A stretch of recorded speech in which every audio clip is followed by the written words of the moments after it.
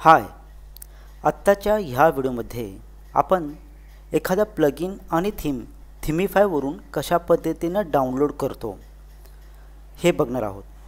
त्याच्यासाठी पहिल्यांदा browser open करा आणि ब्राउझरच्या ॲड्रेस बारमध्ये themify.me हा URL टाईप करा आणि एंटर प्रेस करा।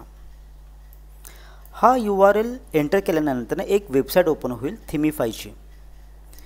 त्याच्या मेनू बारच्या राईट हँड साईडला तुम्हाला मेंबर्स एरिया नावाचे एक ऑप्शन दिसेल, त्याला एक सब ऑप्शन असेल मेंबर एरिया, त्यावरती क्लिक करा। आता ज्याला तुम्ही मेंबर एरियावरती क्लिक करता त्याला तुम्हाला तो एक लॉगिनची स्क्रीन ओपन होईल। त्याच्यामध्ये तुम्हाला दोन गोष्टी लागतील, एक आहे युजरनेम आणि दुसरा आहे पासवर्ड। माझा जो काही युजरनेम आहे तो आहे अमोल मिरचे, ठीक आहे। पासवर्ड मला माहिती आहे जो की मी इथे ॲस्टेरिस्कने ऑलरेडी एंटर केलेला आहे।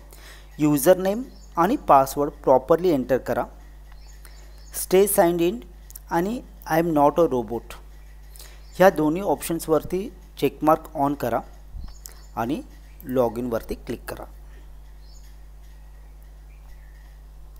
आता तुम्ही लॉग इन झाल्यानंतर ना आपल्याला थीमिफाय मेंबर एरिया दाखवेल। आता ह्याच्यामध्ये हिने पहिल्यांदाच लिहिले auto update and install, use Themify updater plugin to auto install and update all Themify theme or plugins. Download the updater zip and then go to your site wp admin plugins, add new, upload plugin to install it.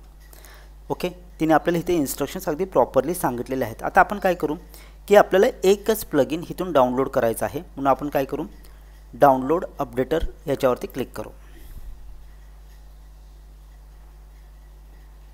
आता आपला browser आपल्याला विचारेल की download करायचं आहे का save as करायचं आहे। आपण ह्याला सेव्ह ॲजवरती क्लिक करू।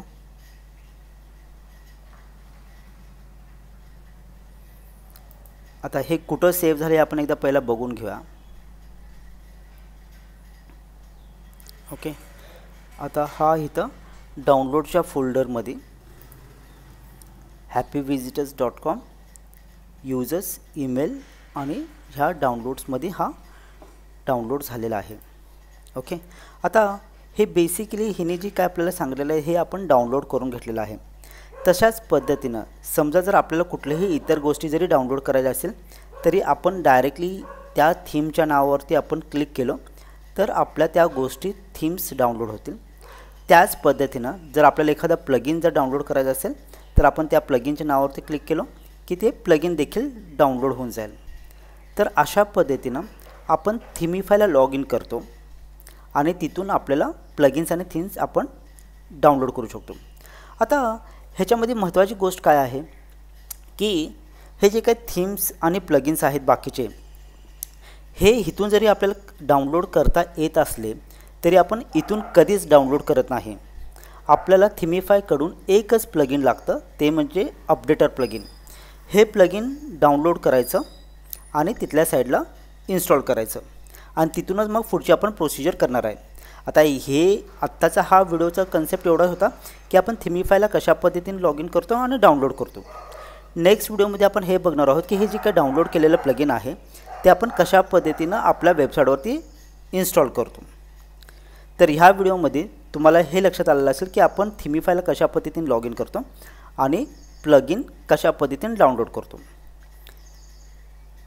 मला आशा आहे की तुम्हाला हा व्हिडिओ अगदी प्रॉपरली समजलेला असेल।